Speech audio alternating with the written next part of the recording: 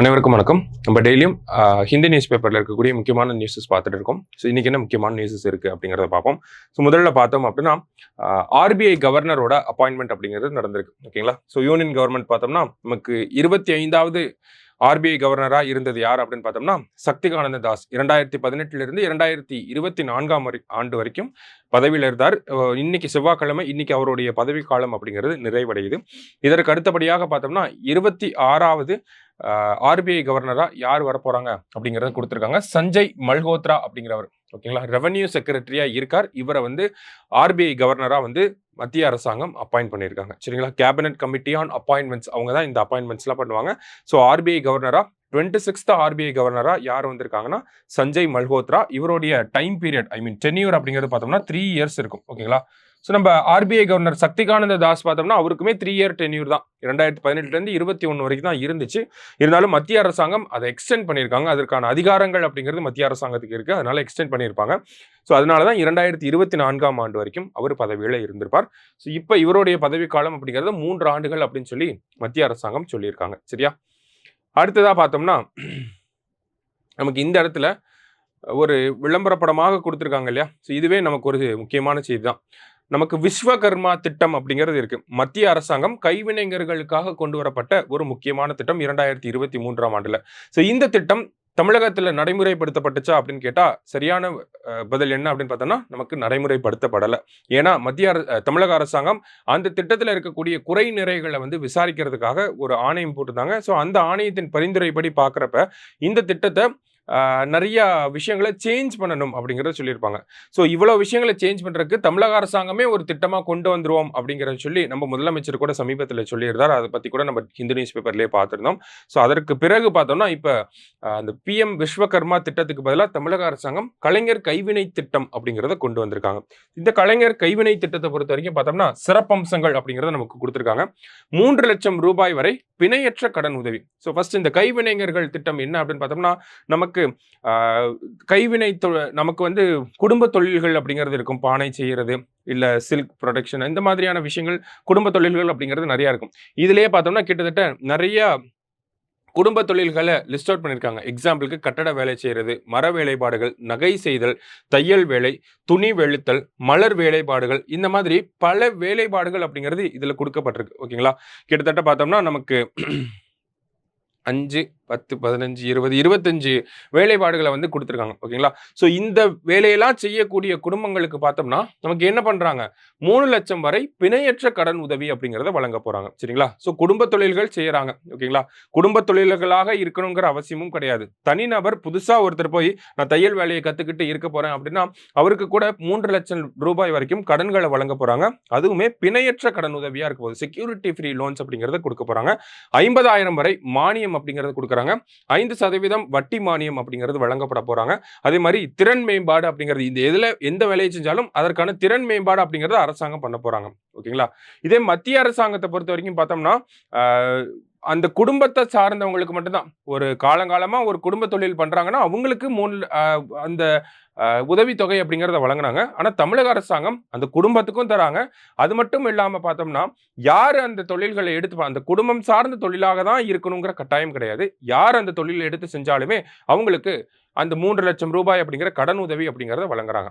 அதே மாதிரி மத்திய அரசாங்கத்தை பொறுத்த வரைக்கும் பார்த்தோம்னா 18 வயசு தான் அந்த எலிஜிபிலிட்டி ஏஜ் அப்படிங்கிறது. ஆனா தமிழக அரசாங்கம் பார்த்தோம்னா 35 வயசு அப்படிங்கிறத எலிஜிபிலிட்டி ஏஜா வச்சிருக்காங்க. ஏன்னா 18 வயசுல அந்த யங் ஏஜ்ல இன்ஃபார்ம்டு டெசிஷன் எடுக்க முடியாது மேபி. ஆனா 35 வயசு வரப்ப நிறைய எக்ஸ்பீரியன்ஸ் இருக்கும். ஒரு இன்ஃபார்ம்டு டெசிஷன் அப்படிங்கிறத எடுக்க முடியும். அதுக்காக தான் அதை பண்ணியிருக்காங்க.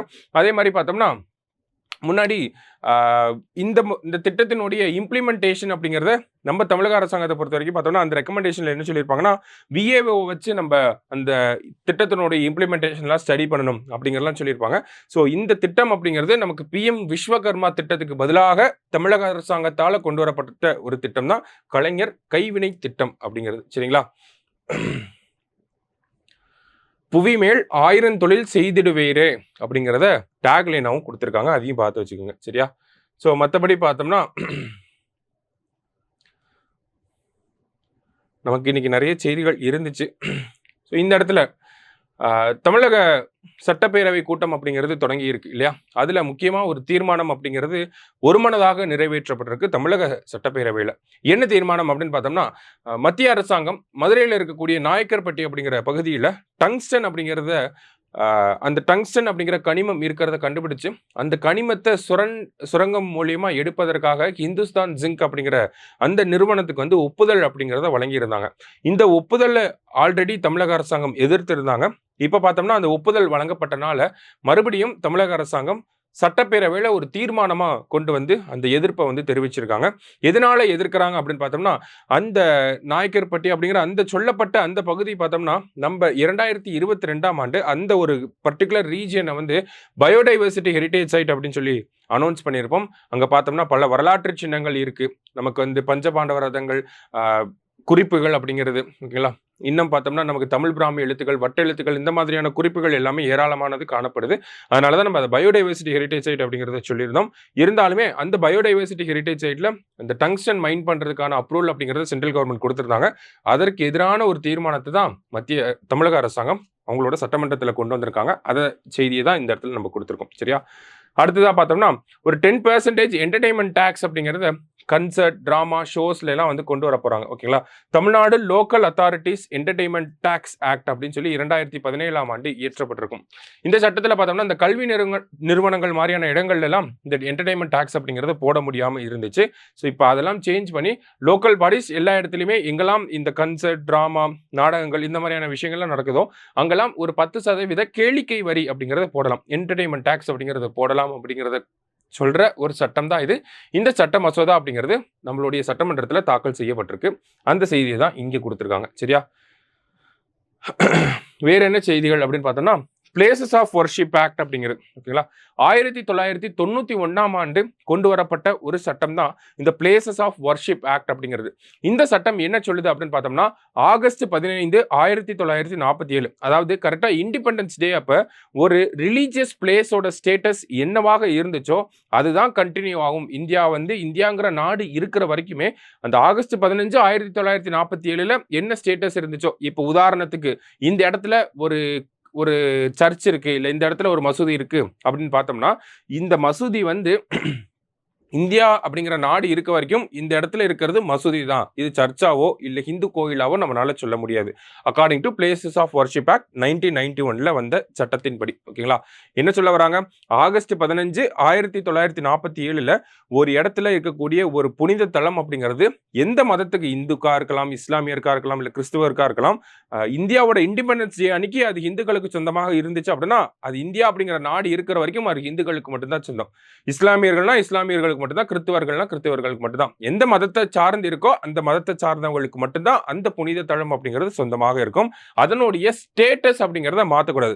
இது வந்து அந்த காலத்துல இந்துக்களுக்கு இருந்துச்சு, இந்த காலத்துக்கு இஸ்லாமியர்களுக்கு அப்படிங்கிறது இருக்கு. ஆனா அந்த காலத்துல பார்த்தோம்னா இந்துக்களுக்கு இருந்த ஒரு இடம் தான், அதனால நீங்க மாத்தி கொடுக்கணும் அப்படிலாம் சொல்ல முடியாது. ஓகேங்களா? இந்த சட்டத்தின்படி பார்க்குறப்ப இதுதான் பிளேசஸ் ஆஃப் வர்ஷிப் ஆக்ட் 1991 அப்படிங்கிறது. ஓகேங்களா? இந்த சட்டம் பார்த்தோம்னா தற்போது உச்சநீதிமன்றத்துல நிறைய பேர் வந்து பார்த்தோம்னா இந்த சட்டத்துக்கு எதிராக ஓகேங்களா வழக்குகளை வந்து தொடர்ந்து இருக்காங்க. ஸோ இந்த சட்டத்தினுடைய விசாரணை அப்படிங்கிறது நமக்கு சீக்கிரமே வரப்போகுது. சரிங்களா? டிசம்பர் 12ஆம் தேதி இதனுடைய விசாரணை அப்படிங்கிறது இருக்க போது இந்த வழக்குல ஏற்படக்கூடிய தீர்ப்பு அப்படிங்கிறது இந்தியாவுடைய மதச்சார்பின்மையை ரொம்பவே இம்பாக்ட் பண்ணக்கூடிய ஒரு தீர்ப்பாக இருக்கும். அது எப்படி பாசிட்டிவான இம்பாக்டா இருக்க போகுதா இல்ல நெகட்டிவான இம்பாக்டா இருக்க போகுதா அப்படிங்கிறத நம்ம பொறுத்திருந்துதான் பார்க்கணும். சரிங்களா? ஸோ இந்த சட்டத்தை பொறுத்த வரைக்கும் பார்க்குறப்ப இதுலயே பார்த்தோம்னா ஒரு சில எக்ஸெப்ஷன் அப்படிங்கிறது இருக்கு. அந்த எக்ஸெப்ஷன் அப்படிங்கிறத நம்ம ஹைலைட் பண்ணியிருக்கோம். என்னென்ன எக்ஸெப்ஷன்லாம் இருக்கு அப்படின்னு பார்த்தோம்னா 1991ஆம் ஆண்டு கொண்டு வரப்பட்ட சட்டத்துல நம்ம என்ன பார்த்தோம்? ஆகஸ்ட் 15, 1947ல என்ன ஸ்டேட்டஸோ அதுதான் கடைசி வரைக்கும். ஆனா அதுல ஒரு சில எக்ஸெப்ஷன்ஸ் இருக்கு. என்ன எக்ஸெப்ஷன்ஸ் அப்படின்னு பார்த்தோம்னா பாபரி மஸ்ஜித் ஓகேங்களா, பாபர் மசூதிக்கான எக்ஸெப்ஷன் அப்படிங்கிறது இருக்கு. பாபர் மசூதி இந்த சட்டத்துக்கு கீழே வராது, அதான் சொல்ல வராங்க. அதே மாதிரி ஒரு சில மான்யூமெண்ட்ஸ்லாம் இருக்கும் ஓகேங்களா, வரலாற்று சின்னங்கள். இந்த ancient monuments and archaeological sites and remains act 1958ல வந்திருக்கும் இல்லையா, இந்த சட்டத்துக்கு கீழே கவர் ஆகக்கூடிய மான்யூமெண்ட்ஸ் எதுவுமே இந்த ஆக்டுக்கு கீழே கவர் ஆகாது. சரிங்களா?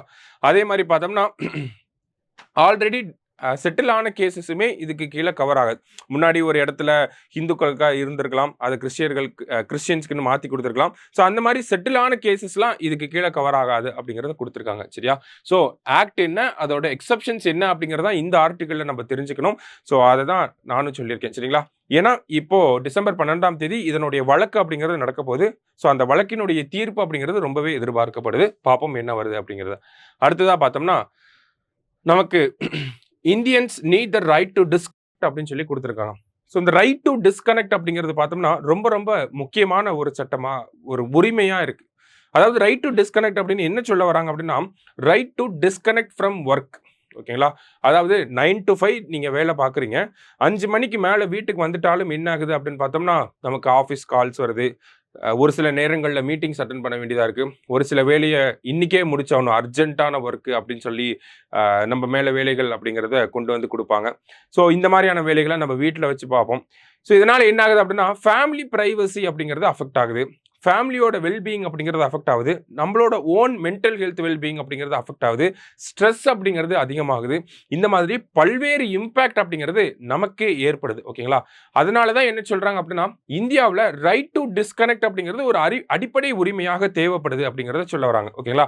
9 to 5 வேலை பார்க்குறேன் அப்படின்னா, 9 to 5 வேலையை முடிச்சதுக்கு அப்புறமா எனக்கும் ஒர்க்குக்கும் அடுத்த நாள் காலையில் 9 மணி வரைக்கும் எந்த சம்மந்தமுமே இருக்கக்கூடாது. அடுத்த நாள் நான் காலையில் 9 மணிக்கு போய் மீதி நான் விட்ட வேலையிலேருந்து கண்டினியூ பண்ணிக்கலாம்.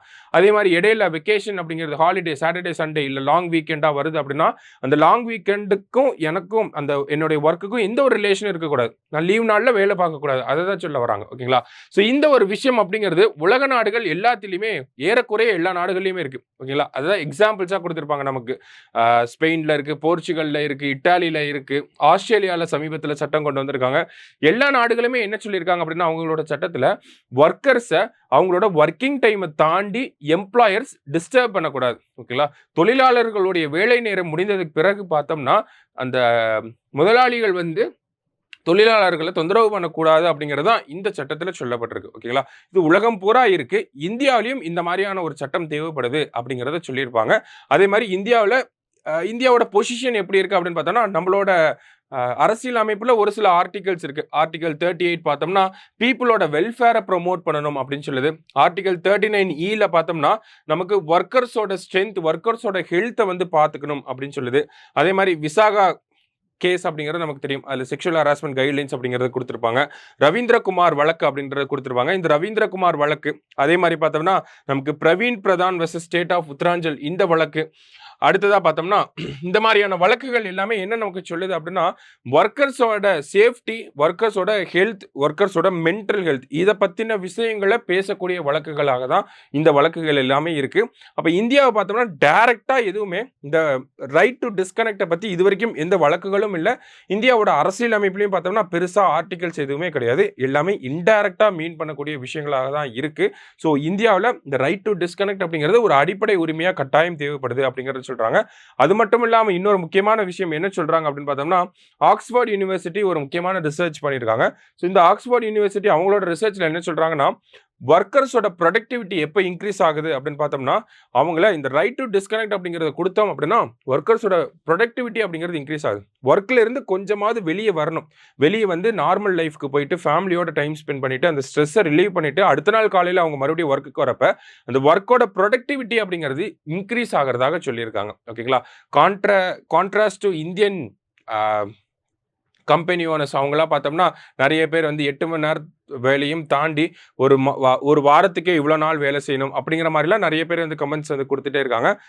அந்த ஒரு கான்டெக்ட்ல பார்க்குறப்ப இந்தியாவில் ரைட் டு டிஸ்கனெக்ட் அப்படிங்கிறது அந்த வேலையிலேருந்து வேலை நேரங்கள் முடிந்ததுக்கு அப்புறமா நமக்கும் வேலைக்கு சம்மந்தமே இல்லாமல் இருக்கணும் அடுத்த நாள் காலையில் வரைக்கும். ஸோ அதை தான் இந்த இடத்துல சொல்ல வராங்க. இந்தியாவில் அந்த மாதிரி ஒரு சட்டம் இல்லை, அது தேவைப்படுது அப்படிங்கிறதையும் சொல்லியிருக்காங்க. சரியா? ரைட். வேற என்ன இருக்கு இன்னைக்கு பேப்பரில் அப்படிங்கிறத பார்த்தோம்னா,